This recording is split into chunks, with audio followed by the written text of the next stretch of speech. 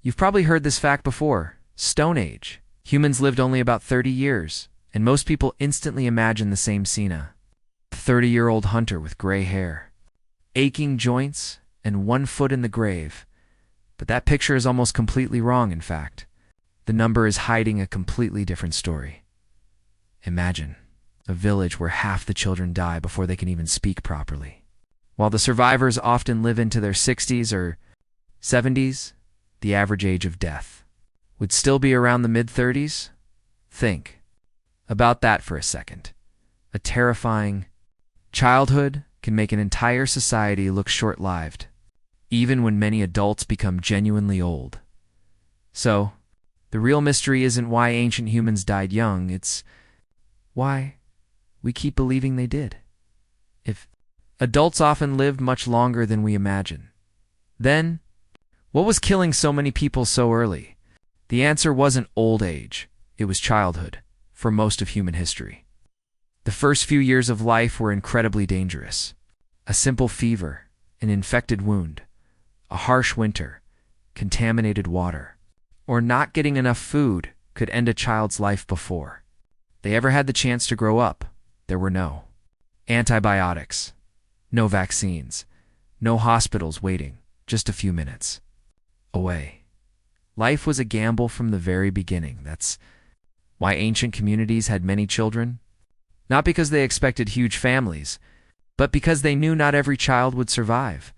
It sounds heartbreaking today, but for thousands of generations, this wasn't considered unusual. It was simply the world they knew. And once someone survived those dangerous early years, something surprising began to happen. Their chances of reaching what we would call old age increased dramatically. So what happened to the people who survived childhood?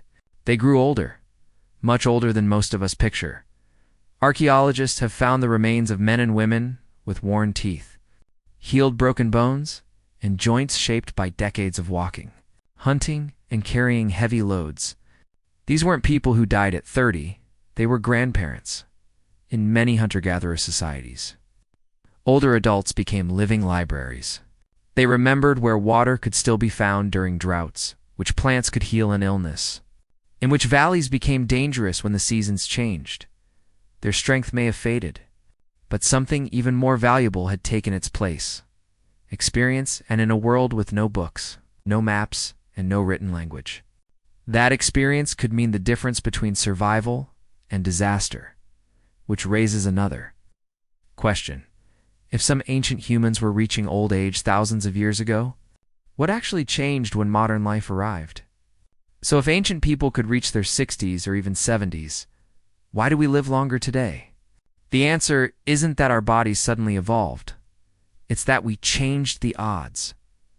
But here's the strange part: human biology barely changed over the last few centuries. Clean drinking water, better nutrition, vaccines, antibiotics, and modern medicine dramatically reduced the number of children dying before adulthood.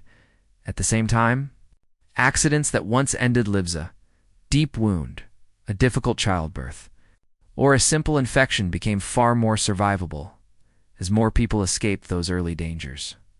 The average lifespan climbed higher and higher. A healthy person living thousands of years ago who survived childhood wasn't biologically programmed to die at 30. Their body aged in many of the same ways yours does today.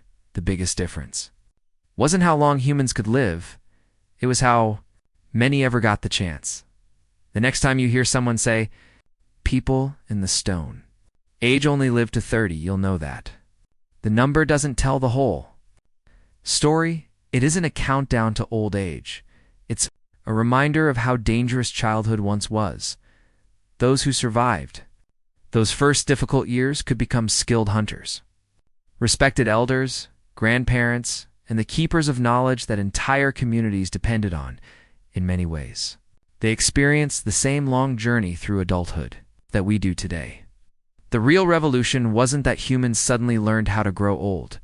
It was that science, medicine, and better living conditions allowed millions more people to reach the age their bodies were often capable of all along. Sometimes, the biggest misunderstanding in history isn't hidden in the evidence. It's hidden in a single number. almost everyone interprets the wrong way.